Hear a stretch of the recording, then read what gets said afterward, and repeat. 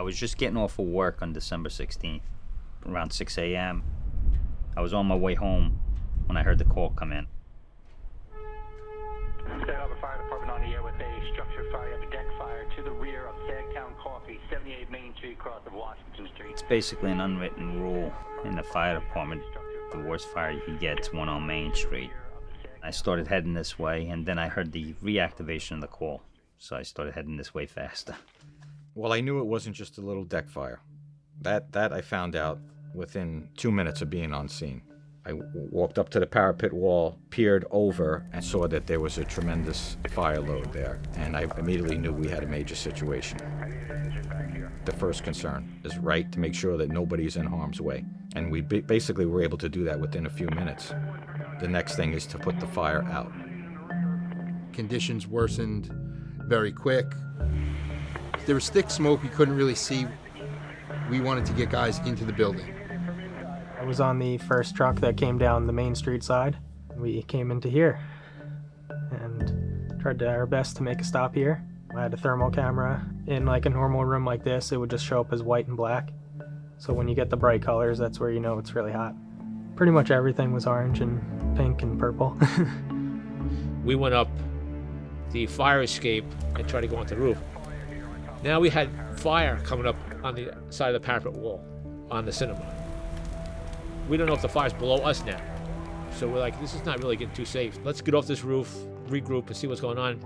So we're trying to get down this fire escape. When we looked back, the fire self-ventilated and it blew through all the skylights. When it changed into this much bigger event, it's, you know, hey, we got to go to plan B. That day we kind of had to go to plan B, C, D, E. I don't know how far we made it. That was my first time ever coming in, actually. I was trying to figure out what things were. The red rope, banisters, popcorn machine, we figured out what that was just by feeling it. Me and my dad was my team at that point. He had bare skin showing on his neck and ears. He was turning around and telling me it's way too hot in here. This isn't right. The ceiling started coming in. I got a radio call to get out.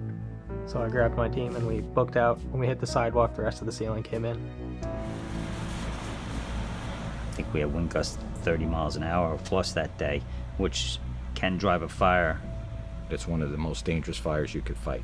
It's basically you're fighting against a blowtorch. The conditions were terrible. I believe it was the coldest day of the year. Everything was turning to ice instantly.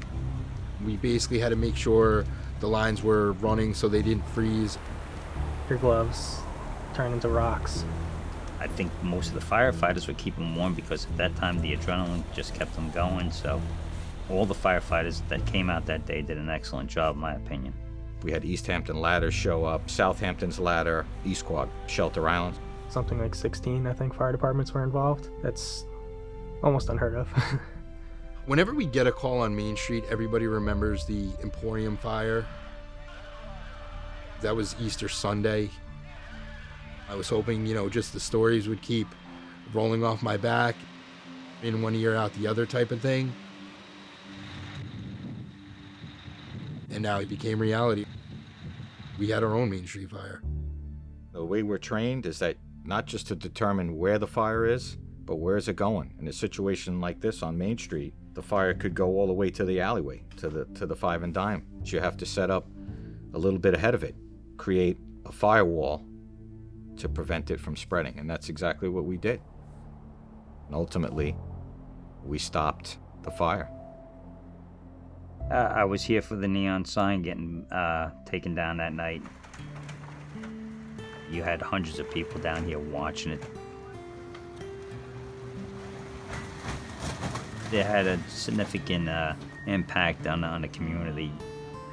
And to look at this building now, in that short period of time, what it's become, it's an amazing job. It's been brought back to life. I hope the community comes and enjoys it. Being a member of the Sag Harbor Fire Department, I do take it personal, I do like it.